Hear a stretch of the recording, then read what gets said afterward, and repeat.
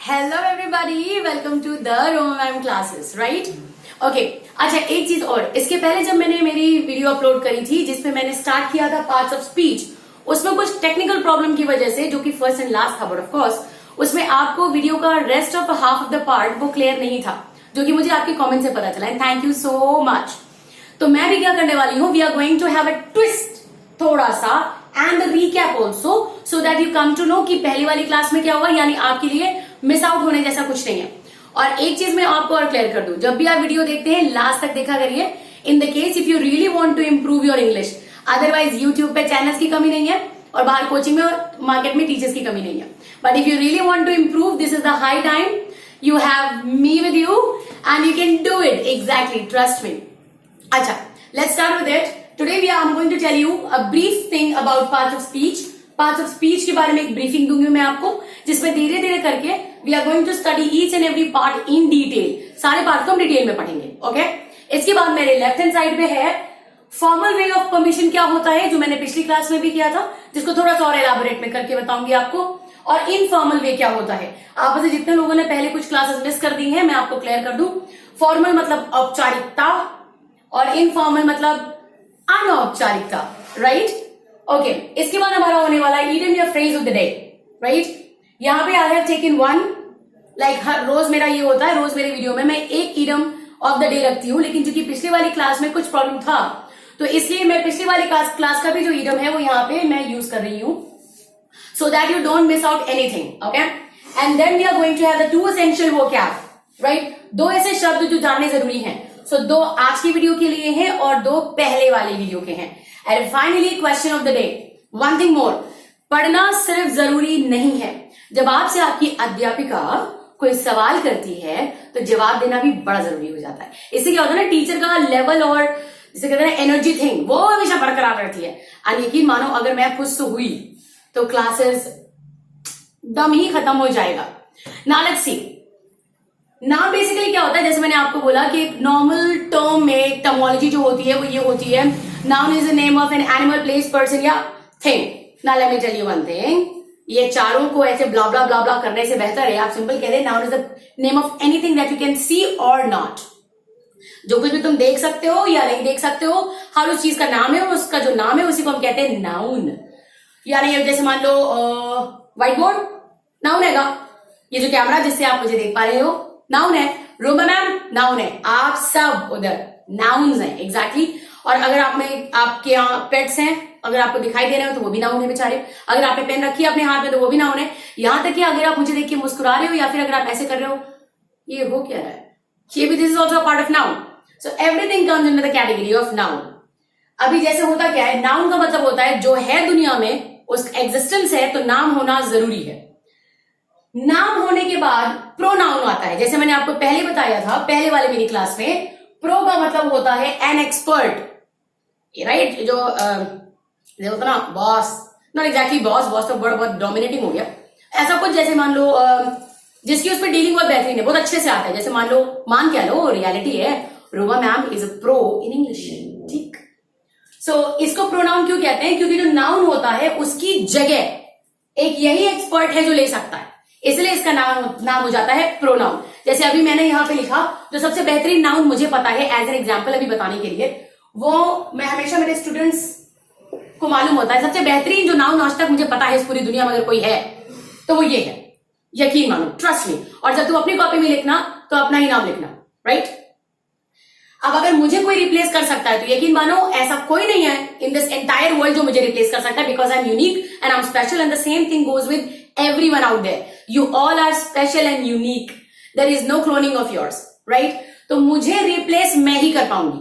तो जो मेरा रिप्लेसमेंट यानी जो मेरा एक्सपर्ट होगा, जो मुझ में डील करेगा, वो होने वाला है शी, राइट? यानी अगर आप मुझे जेंडर के हिसाब से आपने शी कह दिया, आप मुझे टीचर कह सकते हो तो वो कॉमन हो जाएगा, राइट? आप मुझे कह सकते हो एनर्जेटिक टीचर, तो एनर्जेटिक क्या हो जाएगा, वो मेरा it's gonna be adjective, right? अभी क्या हुआ, जब इस दुनिया में आए तो नाम मिला, नाम को मैंने ही रिप्लेस किया क्योंकि मेरे जैसा कोई नहीं, राइट? अब जब नाम मिला है, ये चीज हुई है, तो जाहिर सी बात है कुछ तो क्वालिटीज और अच्छाई और बुराई होंगी ही होंगी, राइट? तो जितनी भी अच्छाइयां या बुराइयां मुझ में होंगी वो सारी की सारी अंग्रेजी में कहलाती हैं एडजेक्टिव्स। सबसे पहली चीज, ये जो डीजे होता है ना, कोई भी इंग्लिश का वर्ड जिसमें डी और जे एक साथ आते हैं, डी के बाद जे, ऐसे में ये जो डीजे वाले बाबू होते हैं ये कभी भी डी नहीं बजाते। डीजे वाले बाबू डी नहीं बजाएंगे, यानी ये बोला जाएगा एडजेक्टिव। तो अब तक जो आप बोल रहे थे ना एडजेक्टिव, ये जो इतना थूक रहे थे आप, ये करने की जरूरत नहीं है आपको। एडजेक्टिव हो गया, तो एडजेक्टिव क्या हुआ, इंसान आया, उसका अपना खुद का जेंडर फॉर्म आ गया, उसके बाद कुछ खामियां और कुछ अच्छाइयां होंगी। तो अगर मैं मेरी खामियां तो मुझे बहुत ज्यादा नहीं याद आ रही, जल्दी कहाँ याद आती है मुझे, लेकिन फिर भी एक तरीके से अगर देखते हैं तो अच्छाई में मान लेते हैं एनर्जेटिक,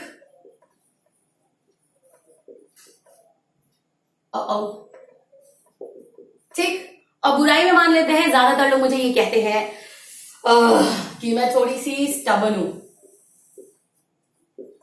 स्टबन का मतलब होता है पता है, जिद्दी। लोग मुझे कहते हैं मैं थोड़ी जिद्दी हूं।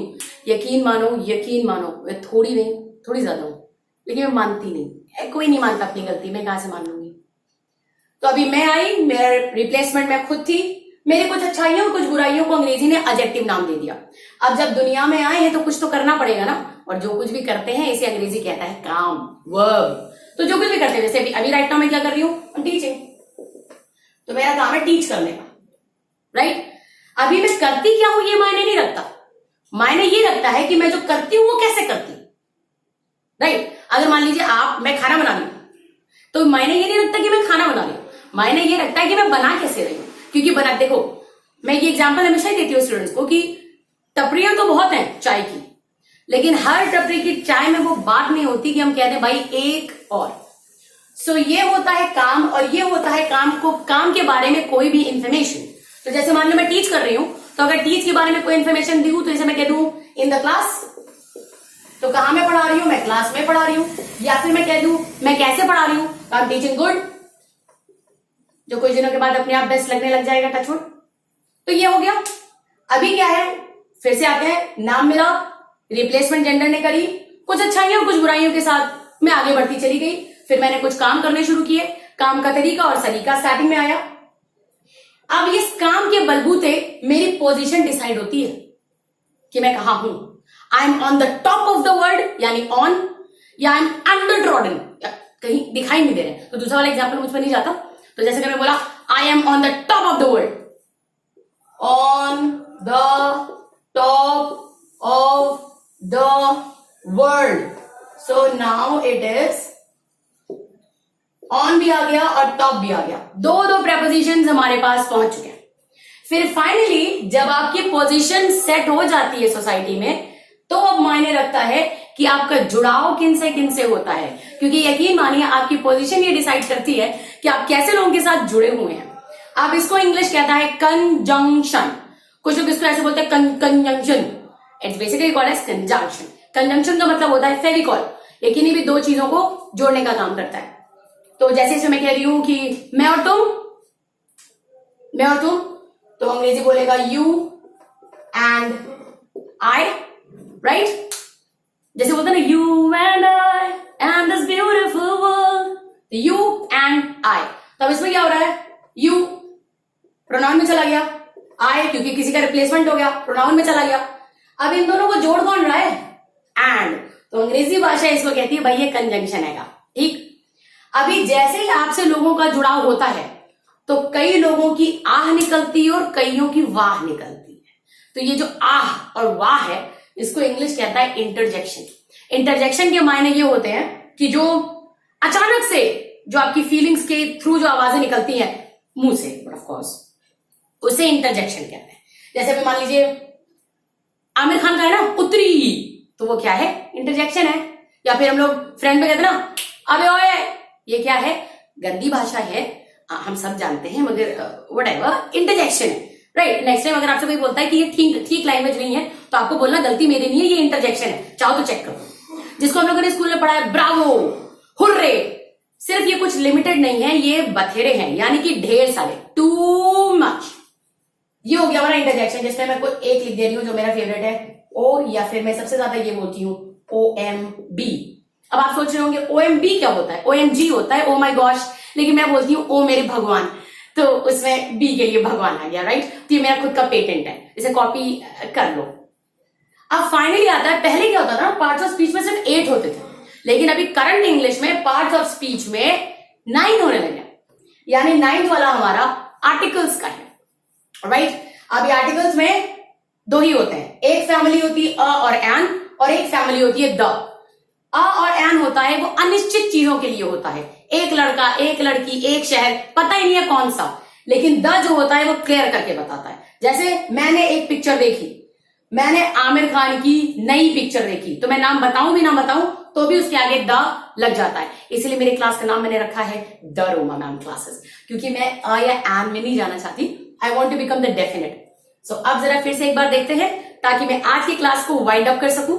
इन द नेक्स्ट वाला session I will be taking the rest of the part, जो कि होता है थोड़ा सा फनी फनी, और जिसमें इसको भी लेके हम चलेंगे, राइट।